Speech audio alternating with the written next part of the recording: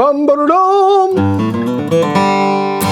Howdy, welcome to BanjoBenClark.com. This is your home for learning how to play the banjo, guitar, and mandolin.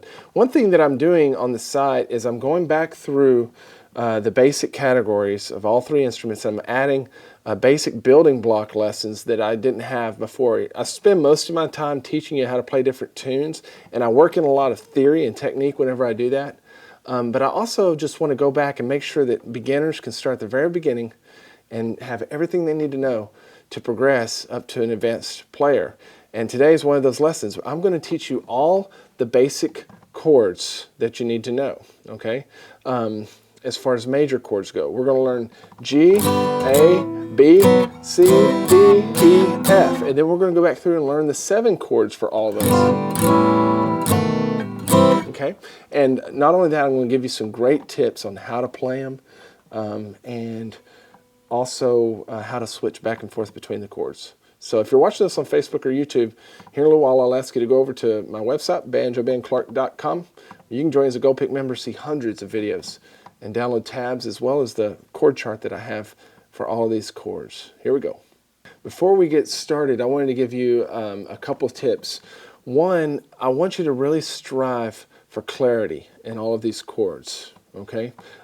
So it's not enough just to get your fingers where they need to be. We need to have clear strings. Now, granted, that is not going to come immediately. It's not going to come automatically. You're going to get frustrated. It's going to hurt your fingers, okay? But eventually it will come, and I don't want you to settle for anything less, because this is absolutely foundational to you becoming a good guitar player.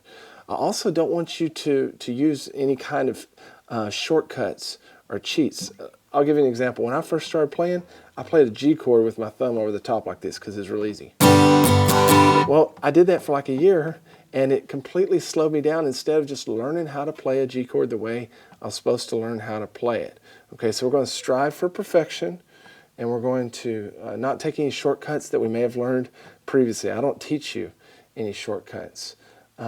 And then the other thing is, as I explained in some of the videos that you're about to watch, just find in your mind different ways to put your fingers, different orders to put your fingers on the fretboard, okay? Often we get stuck in ruts, and you're like, I can never make that chord cleanly and fast. Well, it may be because you're always trying to put down your middle finger first, okay?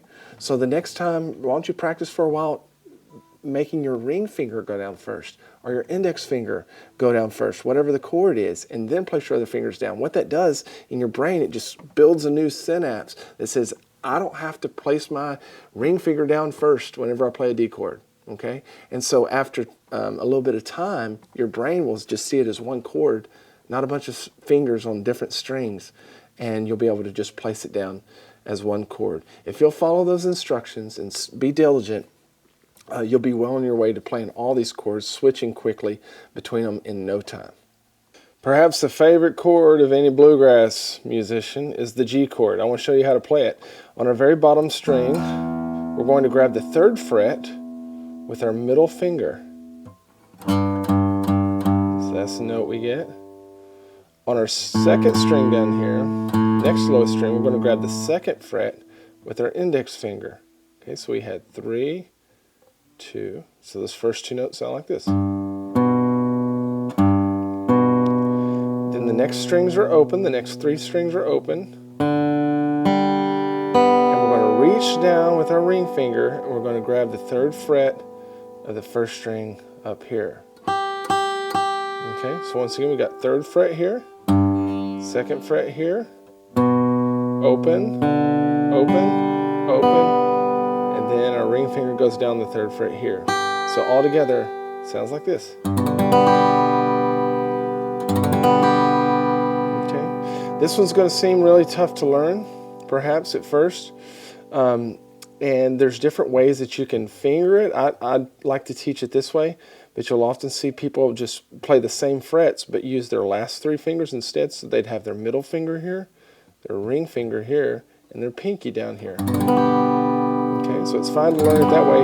Actually, I recommend that you learn it both ways. Okay.